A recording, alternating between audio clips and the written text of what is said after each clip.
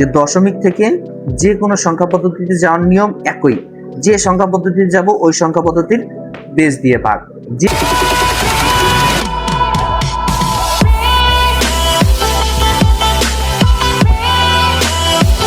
Hello প্রিয় বন্ধুরা, আসসালামু আলাইকুম। কি অবস্থা সবার? আশা করি সকলেই ভালো আছো। স্টাডি উইথ রাকিব ইউটিউব চ্যানেলে সবাইকে আন্তরিক শুভেচ্ছা ও স্বাগত। প্রিয় বন্ধুরা, আজকে আমরা আইসিটি তৃতীয় অধ্যায়ের সংখ্যা পদ্ধতি নিয়ে আলোচনা করব। তোমরা যারা আমার বিগত ভিডিওটা দেখেছো, সেই ভিডিওতে আমি আইসিটির যেই বেসিক ক্লাসটা ছিল সেই ক্লাসটা আমি সরাসরি বোর্ডে তোমাদেরকে বুঝিয়ে দিয়েছি। আজকে আমি খাতা কলমে কেন লিখতেছি, সময়ের অভাবে আমি খাতা কলমে লিখতেছি। তো আমি যাতেই লিখি, যেভাবেই লিখি না কেন, তোমরা প্রতিটা টপিক খুবই সুন্দরভাবে বুঝতে পারবে, সেটুকু আমি তোমাদেরকে গ্যারান্টি দিয়ে বলতে পারি। আর তোমরা ইনশাআল্লাহ যা কিছু হোক না কেন, আইসিটিতে যে এত ভালো একটা রেজাল্ট তোমরা করবে, তোমরা আমার ভিডিওগুলো দেখো, দেখার পরে তোমরা নিজেকে দেখে চিনতে পারবা বা নিজেকে প্রশ্ন করবা যে কিছু শিখতে পারছি কিনা। তো আমরা আজকে আইসিটি তৃতীয় অধ্যায়ের প্রথম অংশ নিয়ে আলোচনা করব। অংশটির নাম হচ্ছে সংখ্যা পদ্ধতি।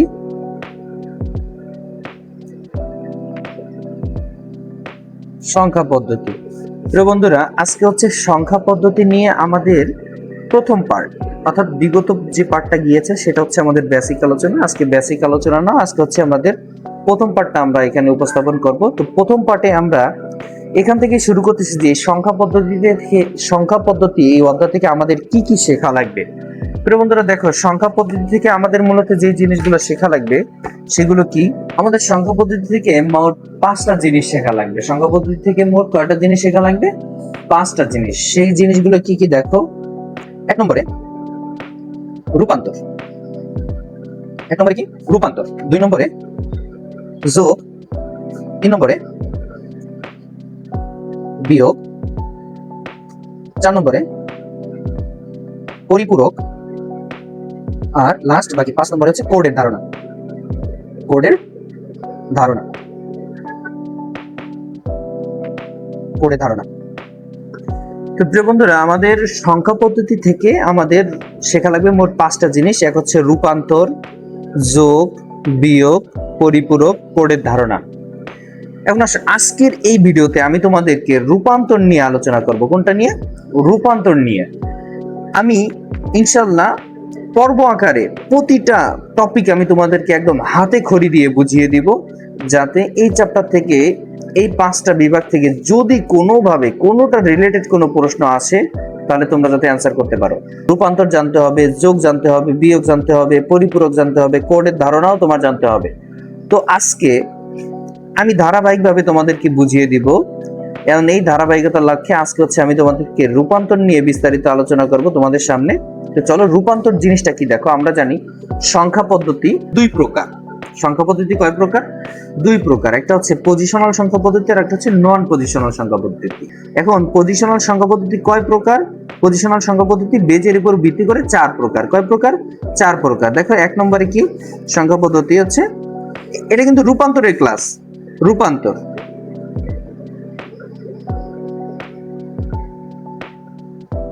এখন দেখো, এই রূপান্তর নিয়ে আমি আজকে তোমাদের সামনে আলোচনা করব। রূপান্তরের ভিতরে আমাদের সংখ্যা পদ্ধতি, পজিশনাল সংখ্যা পদ্ধতি 4টি। কি কি? বাইনারি,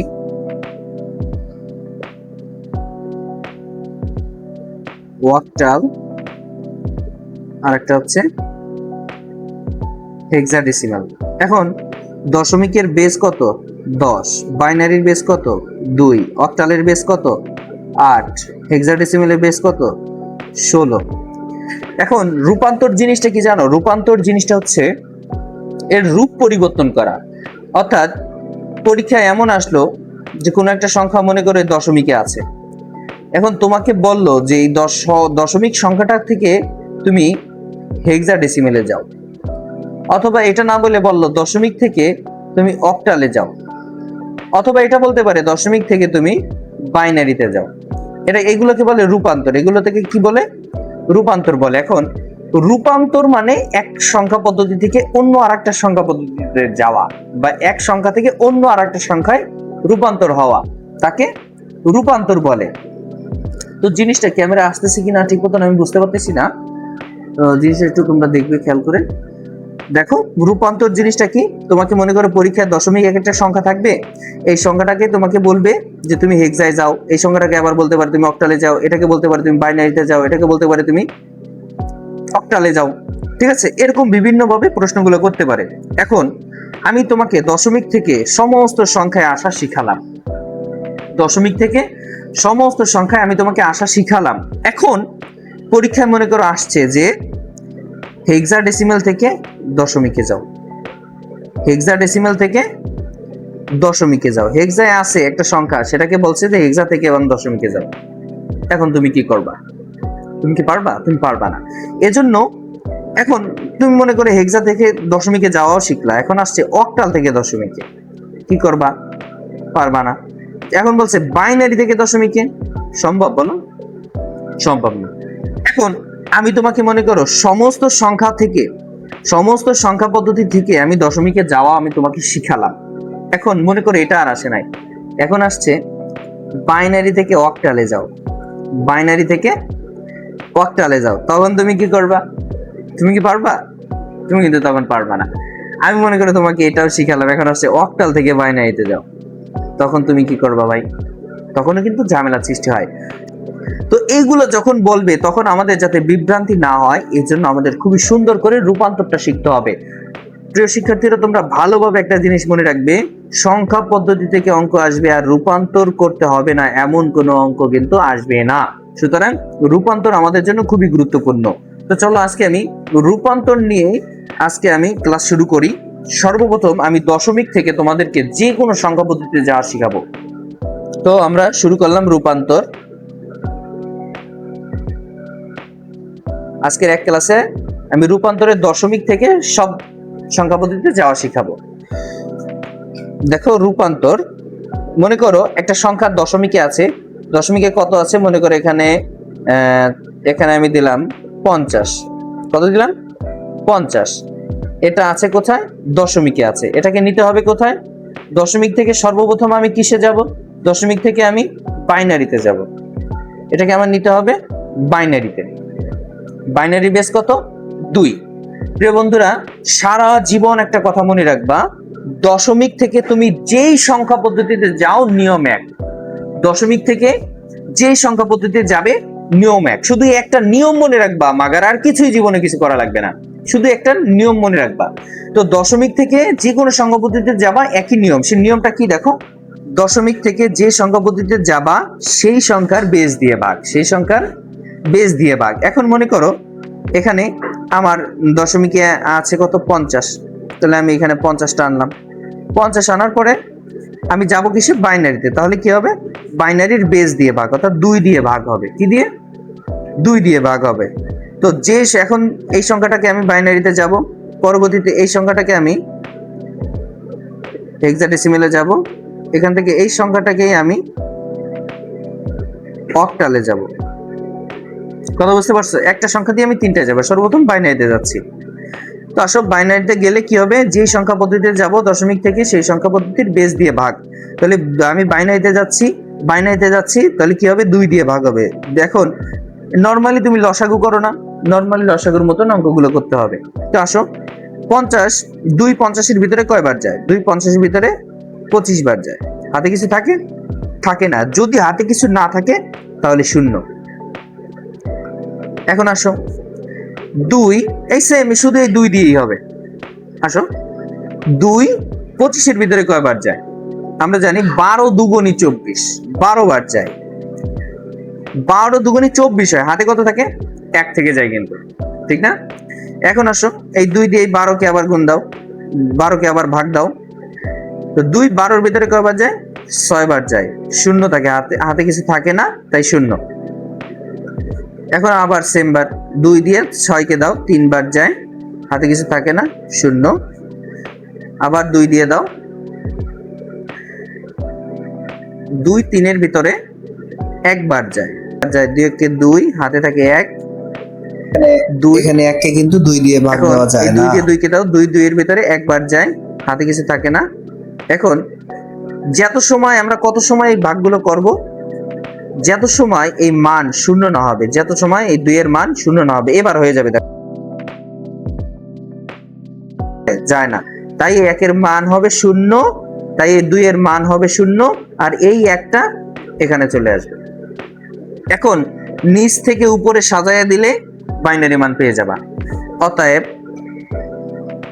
বাইনারি মান কত পাইলাম? নিচ থেকে উপরে সাজিয়ে যাও 1 0 1 0 0 1 0, এই হচ্ছে বাইনারি।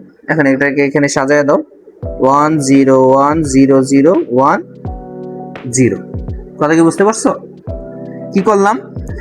2 দিয়ে ভাগ দিতে দিতে দিতে দিতে এই পর্যন্ত আসলাম। কত সময় দিলাম? যত সময় না ভাগফল 0 না হলো। ভাগফল 0 হবে এবং এই সংখ্যাটা গিয়ে ডান পাশে চলে যাবে। এখন আসো, আমি এই পাশেই এখানে এখন এই 50 থেকে আমি অক্টালে যাব, অর্থাৎ এই 50 দশমিকে আছে, এটাকে আমি এখন অক্টালে নিব। তো এখানে দেখো আমি বসাচ্ছি 50 অক্টালের বিট। অক্টালে এবার ভাগ দেবো কত দিয়ে? এবার কি 2 দিয়ে দিব? না, এবার দেবো 8 দিয়ে। কেন 8 দিয়ে দেবো? অক্টালে যাচ্ছি, অক্টালের বেস 8, তাই 8 দিয়ে ভাগ দিচ্ছি। তো দেখো 50 8 দিয়ে কতবার ভাগ যায়? 6 বার যায়। কয়বার? 6 বার। 6 8 48, 6 বার যায়। এই যে দিলাম 6 বার, 6 8 হয় 48, 6 8 হয় কত? 48 হয়। বাকি থাকে কত? 50 হইতে 49, 50, 2 থাকে বাকি। এখন এই 8 দিয়ে এখন এই 6 রে ভাগ দেবো। এখন বলো 8 দিয়ে কি 6 কে ভাগ দেওয়া যায়? যায় না। তাই এখানে ভাগশেষ হবে 0, আর এই 6টা এখানে বসে যাবে। নিচ থেকে উপরে সাজাই দিলে অক্টালের মান পেয়ে যাবা। মান হবে কত? 6 2 62 হবে। কত হবে? 62। যে মান বাইনারিতে, যে মান দশমিকে ছিল 50, সে মান অক্টালে গিয়ে কত হবে? 65 হবে। 6 2। আশা করি বুঝতে পারছো কিভাবে হলো। যেই সংখ্যা পদ্ধতিতে যাব সেই সংখ্যা পদ্ধতির বেস দিয়ে ভাগ দিলেই আমার মানগুলো বের হয়ে আসবে। নিচ থেকে উপরে সাজাবা। মনে রাখবা বাইনারির ক্ষেত্রে, পূর্ণ সংখ্যার ক্ষেত্রে মনে রাখবা, পূর্ণ সংখ্যার ক্ষেত্রে নিচ থেকে উপরে সাজাতে হবে। পূর্ণ সংখ্যা, এগুলো সব পূর্ণ সংখ্যা। এখন বলতে পারো যে ভাই দশমিকে যদি আসে তাহলে কি করবো? দশমিকের জিনিসটা আমি পরে দেখাবো, সবই আমি তোমাদের বিস্তারিত একদম বুঝিয়ে বুঝিয়ে দিয়ে দেখাবো আমি তোমাদের। দেখো দশমিক এই সংখ্যা পদ্ধতিতে কোনো সমস্যা থাকবে না ইনশাআল্লাহ। দেখেন এখন আসো, আরেকটা বাকি আছে হেক্সাডেসিমেলে। দশমিকে আছে মনে করো 50, এটাকে এখন হেক্সাডেসিমেলে নাও। হেক্সাডেসিমেলে যাব, বেস হচ্ছে 16, তাই 16 দিয়ে ভাগ দেবো। এখন 16 50 এর ভিতরে কতবার যায়? 16 3 16 48, তাহলে 3 বার যায়। কয়বার যায়? 3 বার। এখানে থাকে কত? 48 হয়, থাকে হচ্ছে 2। এখন 16 দিয়ে এই 3 কে আবার ভাগ দেবো। 16 দিয়ে 3 কে ভাগ দেওয়া যায়? যায় না। সুতরাং এখানে হবে 0, আর এই 3টা এখানে চলে যাবে। নিচ থেকে উপরে সাজাই দিলে মানটা পেয়ে যাবে। অতএব মান হচ্ছে কত?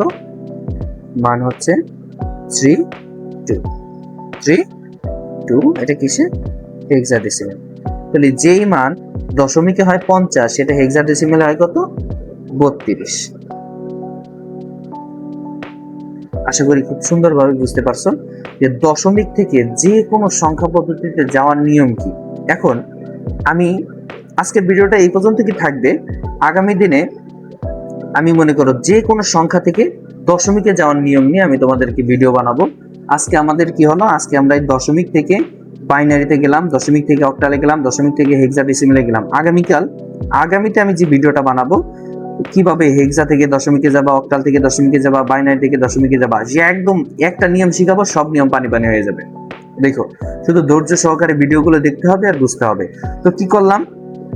সারা জীবন মনে রাখবা, লাগে লিখে মুখস্থ করো যে দশমিক থেকে যে কোনো সংখ্যা পদ্ধতিতে যাওয়ার নিয়ম একই।